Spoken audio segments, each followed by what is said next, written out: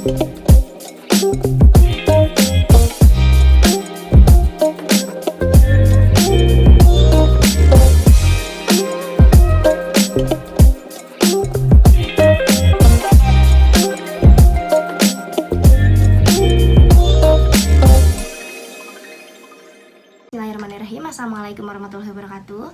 Perkenalkan, nama saya Andini Rahmania Nur Hakim dengan NPM 100801749. Di sini saya dari Public Relations Fakultas Ilmu Komunikasi Universitas Islam Bandung.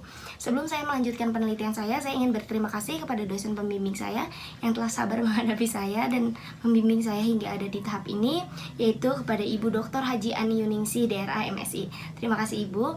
Sebelumnya di sini saya akan membahas mengenai implementasi Human Relations pada STM Tekiniku melalui sebuah program yaitu Achievement Motivation.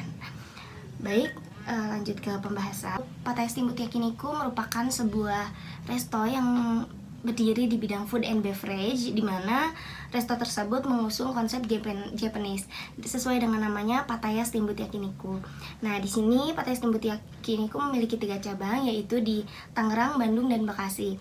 Nah, di mana Pattaya Steamboat Yakiniku ini sering mengalami penurunan omset. Nah, sehingga penurunan omset tersebut harus dilakukan adanya peningkatan kinerja karyawan, harus bisa memotivasi karyawan. Maka Pattaya Steamboat Yakiniku melakukan dorongan baru untuk meningkatkan kinerja karyawannya dengan menciptakan beberapa achievement. Yang pertama yaitu achievement motivation.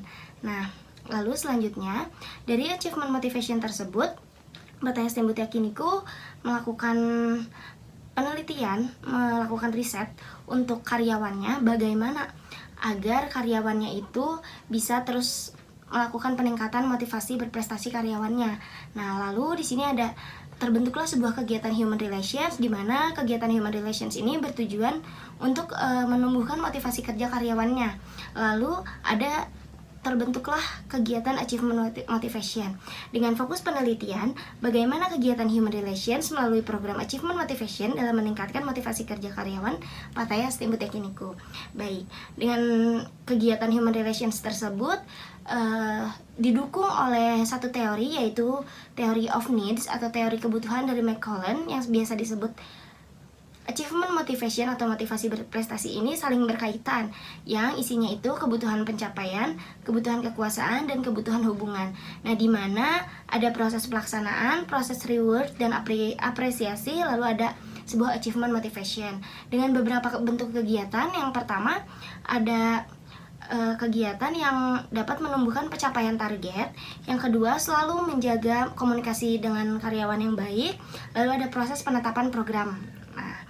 Dari situ ada beberapa teori yang saya gunakan. Yang pertama public relations menurut Cutlip and Middle, lalu ada human relation menurut Delahaye, yang ketiga ada employee relations menurut HR dalam Danan Jaja, lalu ada motivasi menurut Maltese, dan yang terakhir ada achievement motivation menurut David McCullen.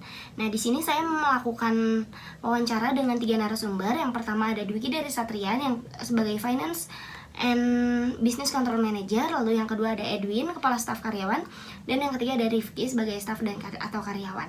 Nah, peneliti mau melakukan wawancara dengan 3 narasumber tersebut melalui tatap muka, namun ada beberapa yang melalui lewat telepon karena sedang adanya pandemi COVID-19. Selanjutnya, pembahasan yang pertama akan saya bahas yaitu bagaimana achievement motivation ini dibentuk. Jadi kinerja karyawan itu dilihat selama 30 hari kerja, dan nanti dilihatnya itu oleh tim pengawas sehingga memunculkan penilaian oleh tim pengawas. Nah, di mana hal tersebut menjadi sebuah seleksi karyawan yang nantinya akan menjadi nominator sehingga mengeluarkan sebuah rewards. Nah, reward tersebut yaitu rewards employee of the month. Nah, dengan rewards tersebut dinamakan achievement. Ada hambatan, di mana tim marketing di sini itu melemah karena kedatangan tamu menurun, sehingga tim marketing harus memutar otak untuk melakukan sebuah strategi agar kedatangan tamu meningkat lagi, ya, melalui program tersebut meningkatkan motivasi kerja karyawan sehingga kinerja karyawan menurun dan psikologis karyawan menurun. Nah, hal tersebut menjadi strategi yang sangat kuat untuk Pak Testim Yakiniku dalam menjalankan program Achievement Motivation tersebut. Ya, baik. Kesimpulan di sini yang pertama itu proses penetapan karyawan berprestasi yang dilakukan pengelola Pak Testim Yakiniku dengan merancang adanya aktivitas atau kegiatan sebagai resto yang melakukan program-program penghargaan untuk karyawan berprestasi dalam membangun program unik, yaitu program Achievement Motivation tersebut. Lalu alasan Pak Testim Yakiniku menggunakan program Achievement Motivation ini sebagai strategi, yaitu dengan memberi motivasi lebih untuk karyawan karena nantinya akan menimbulkan dampak positif bagi resto.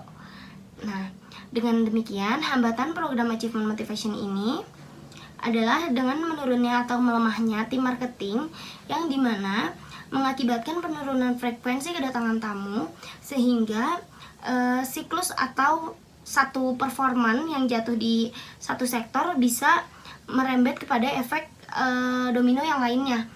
Nah, ya baik, terima kasih atas perhatiannya. Sekian presentasi dari saya. Wassalamualaikum warahmatullahi wabarakatuh.